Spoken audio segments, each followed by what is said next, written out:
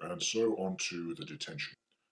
Now, if you are lawfully detained, it's probably because you made yourself conspicuous and stupidly attracted attention to yourself.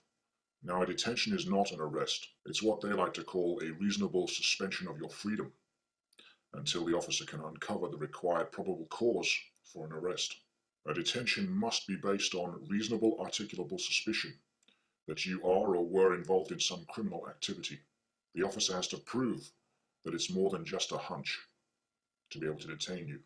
If the officer can prove concealment, or if you've run away at the sight of officers, unusual or suspicious movements, if you run away from property that you're holding, or if you're walking around looking suspicious or you're wearing some sort of disguise, or if you're present at the scene of a crime, for instance. No, sir. No, sir, there's nothing to worry about, really, and the bomb threat is over now. We're just here in the tube, dealing with random people, making sure that everything is tickety-boo.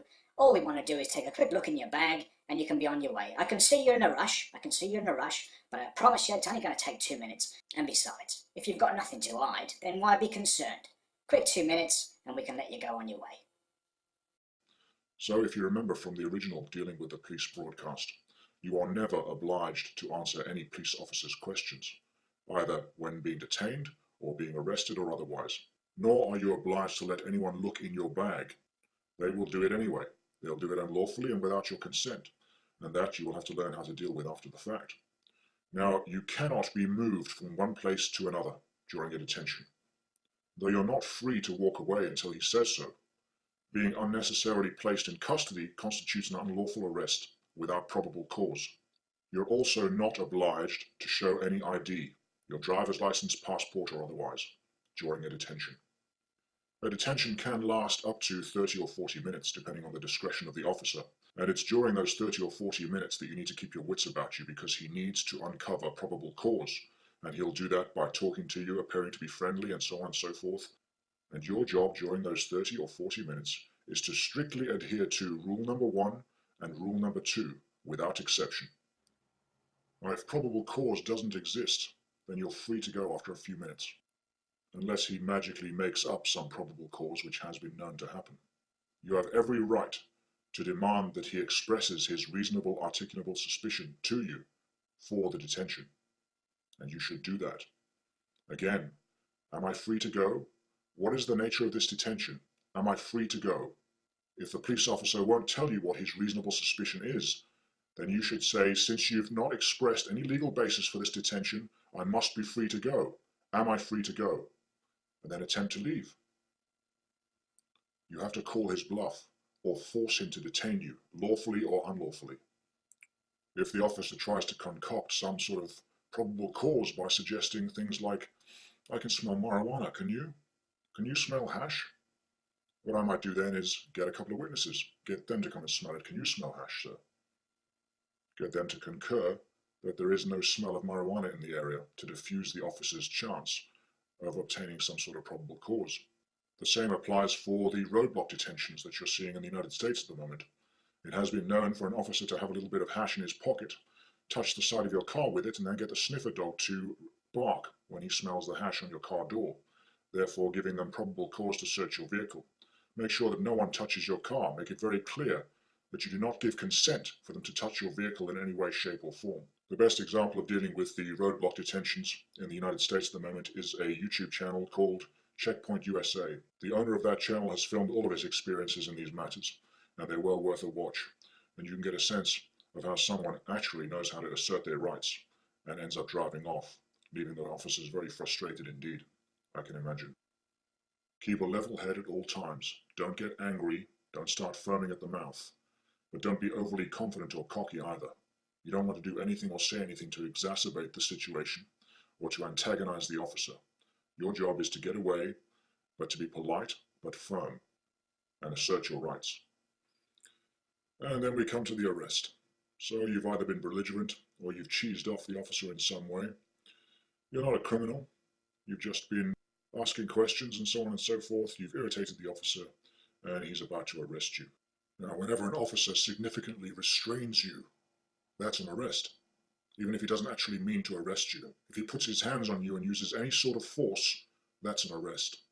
And any significant restraint must always be supported by probable cause.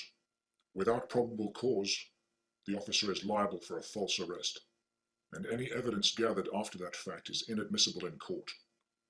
Probable cause generally comes from evidence seen in plain view. That means he's either seen it, or heard it, smelt it, touched it, or tasted it for himself. If his five senses alert him to a crime, then he has probable cause. But the officer must personally know the factual situation going on. If he doesn't, then it's hearsay, and it's not probable cause. Now, although it seems only fair that you should lawfully be able to resist an unlawful arrest, it's not advisable. It's exactly what the officer would need to justify the arrest if he hasn't got probable cause. If you start wrestling with him, he's going to be able to charge you with resisting arrest, and he'll have it in the bag, and his job is done. Just go along peacefully, and do not fight or struggle in any way, shape, or form. Just shut up.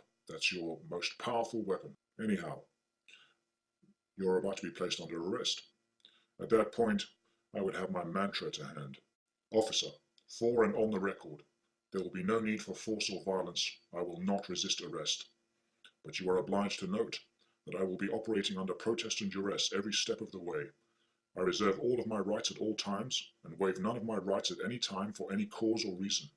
I do not consent to this arrest, and I do not consent to the taking of my fingerprints, DNA samples, and I do not consent to be placed on any database.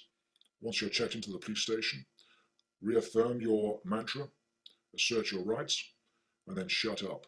Sign absolutely nothing except for an inventory of whatever they take off you. If I'm told to sign something, what I might consider doing is asking them what will happen if I don't sign.